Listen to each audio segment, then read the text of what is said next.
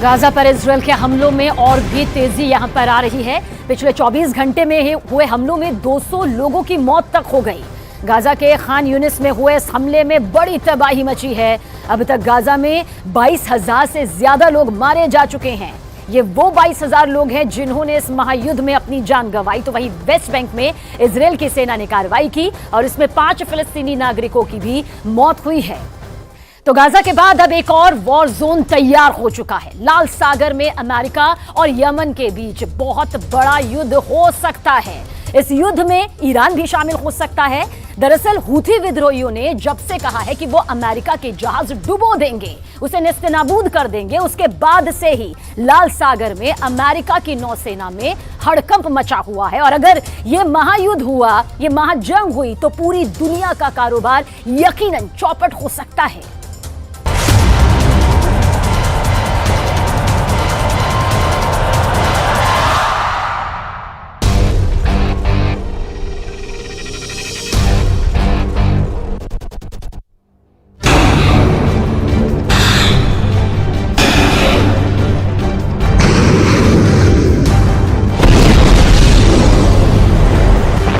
America को डर है कि लाल सागर में उसके जहाज डुबो दिए जाएंगे।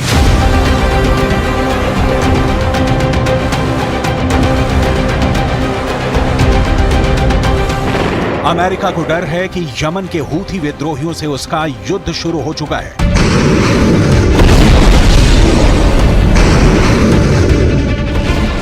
अमेरिका को डर है कि अगर हूथी ने एंटी शिप मिसाइल मारी तो उसका कैरियर डूब जाएगा।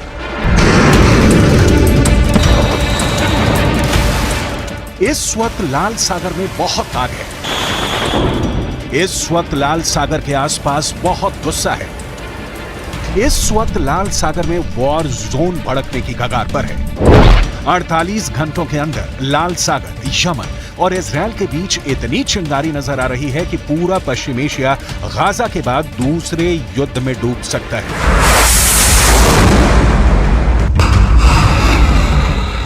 अमेरिका ने जब से हूथी विद्रोहियों को टारगेट किया है, उसके 10 लड़ाके मार गिराए हैं। तब से कहा जा रहा है कि खून खून हुआ लाल सागर। नए वॉर जोन में अब मचने वाला है महाबवंडर। इजरायल और हमास के बीच चल रहे युद्ध के बाद अब अमेरिका और यमन के बीच लड़ाई शुरू होती नजर आ रही है। और यही वजह है कि यूरोप से लेकर अमेरिका तक ऐसे तूफान का खौफ है जिसके चंगुल से कोई देश नहीं बच पाएगा। हमलों से घिरे लाल सागर की तस्वीर बदलने वाली है। रॉकेट, मिसाइल और गोलीबारी, जहाजों पर कब्जा और कैरियर को टारगेट करने का इरादा, इसी खौफ ने अमेरिका को लाल सागर से भागने के लिए मजबूर कर दिया है।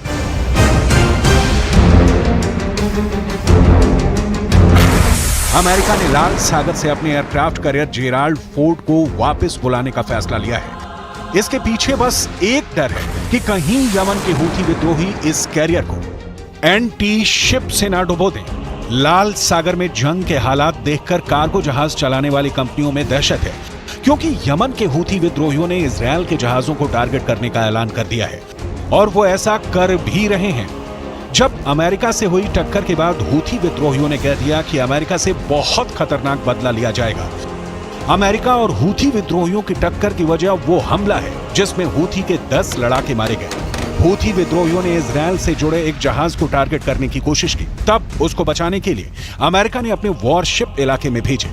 इसके बाद जब हूथी विद्रोहियों ने गोलीबारी शुरू की तो अमेरिका ने अपने अटैक हेलीकॉप्टर से उनको निशाना बनाया। अमेरिका की इस जवाबी कार्रवाई में कई हूथी विद्रोही मारे गए और उनकी 3 नाव भी डूब गई। इस पर बौखलाए हूथी विद्रोहियों ने अमेरिका को धमकी दी।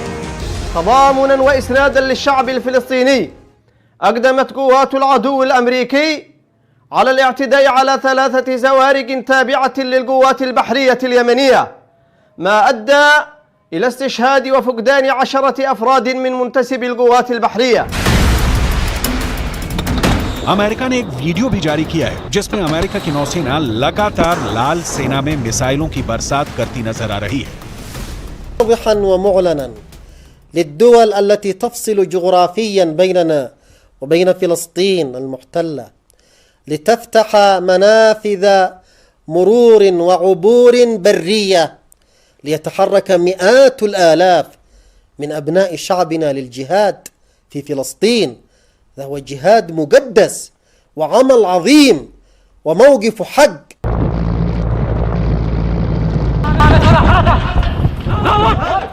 हूथी विद्रोहियों से इजरायल के बाद अब अमेरिका को भी खतरा बढ़ गया है। कुछ दिन पहले सामने आए एक वीडियो में हूथी विद्रोहियों ने दिखाया था कि वो कैसे इजरायल से जुड़े जहाजों को टारगेट कर रहे हैं, उन पर कब्जा कर रहे हैं। इस हेलीकॉप्टर के पिछले रैंप वाले दरवाजे पर 2 झंडे लगे हैं। एक है यमन का झंडा और उसके नीचे है फिलिस्तीन का फ्लैग। ये लाल सागर है, दुनिया इसे रेड सी के नाम से जानती है। देखिए रेड सी में क्या हुआ। हेलीकॉप्टर किसी तरह जहाज की रफ्तार से रफ्तार मिलाकर आगे बढ़ता है और इस शिप पर उस जगह पहुंचता है जहां ये जहाज पर उतर जाए। लेकिन अचानक इस हेलीकॉप्टर से कमांडो निकलने शुरू हो जाते हैं। जहाज पर हमला होता है और ये कमांडो जहाज पर कब्जा करना शुरू कर देते हैं। AK-47 और बाकी हथियारों से लैस ये कमांडो जहाज पर आगे बढ़ते हैं। हेलीकॉप्टर फौरन जहाज से उड़ जाता है। क्या हो रहा है किसी को नहीं मालूम।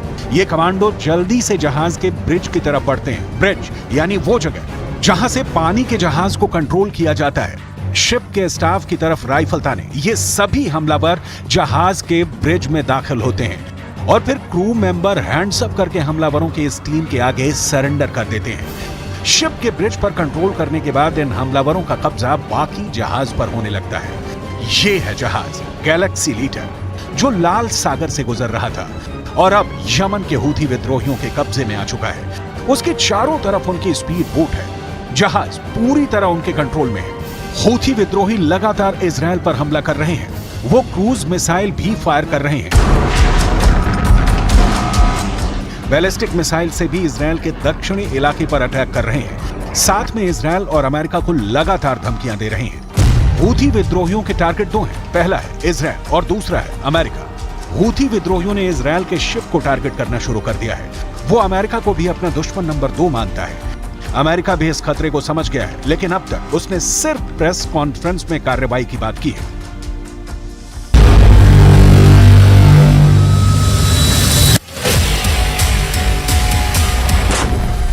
गाजा में चल रही जंग के बाद दुनिया में कारोबार के लिहाज से हालात कितने गंभीर हो चुके हैं, इसका खतरा सब महसूस करने लगे हैं। इजरायल ने दुनिया के प्रेशर के सामने झुकने से मना कर दिया है। लिहाजा अब हूथी विद्रोही जिनकी ईरान से बेहद करीबी है, उन्होंने इजरायल के शिप को टारगेट करने का फैसला किया है। वो जानते हैं कि उनके करीब से गुजरती शिपिंग लेन दुनिया की लाइफलाइन है और यहां पर हमला करने का मतलब इजरायल के गले पर हमला करने जैसा है। आखिर समंदर में ऐसा उबाल क्यों आ रहा है? अब यमन के हूथी विद्रोहियों ने इजरायल और उससे जुड़े जहाजों पर हमले तेज कर दिए हैं। यानी अदन की खाड़ी और लाल सागर में अब कार्गो जहाज के 2 दुश्मन तैयार हैं। यमन के हूथी विद्रोही जो गाजा पर इजरायल की बमबारी रुकवाने के लिए इजरायल के जहाजों या उसके लिए माल ले जा रहे कार्गो शिप को टारगेट कर रहे हैं। ये दोनों अदन की खाड़ी और लाल सागर में जहाजों को टारगेट कर रहे हैं। यहीं से एशिया की तरफ से यूरोप को रास्ता जाता है। दुनिया की सबसे अहम शिपिंग लेन मिस्र की स्वेज कैनाल से गुजरती है। अगर इस शिपिंग लेन की तरफ लाल सागर से होता हुआ जा रहा रास्ता ब्लॉक हो जाता है तो ये रास्ता 6000 किलोमीटर लंबा हो जाएगा, क्योंकि तब समुद्री जहाजों को अफ्रीका का चक्कर लगाकर यूरोप पहुंचना होगा। अगर इजरायल जाना है तो रास्ता 10,000 किलोमीटर तक ज्यादा हो जाएगा।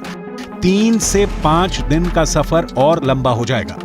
ज्यादा फासला यानी ज्यादा लागत, ज्यादा वक्त और कारोबार पूरी तरह चौपट। यही है यमन के हूथी विद्रोहियों का टारगेट, क्योंकि वो गाजा में बमबारी का बदला इजरायल के जहाजों को बनाकर करना चाहते हैं और ऐसा उन्होंने करना शुरू भी कर दिया है। इजरायल के जहाजों पर हमले हो रहे हैं। इजरायल के पोर्ट पर सामान पहुंचाने वाले जहाज भी टारगेट पर हैं। यही वजह है कि अब दुनिया की 5वीं सबसे बड़ी शिपिंग कंपनी मॉक्स ने यह ऐलान कर दिया है कि यूरोप से लेकर चीन तक और पूरे पश्चिम एशिया में अब सबको बहुत डर सताने लगा है।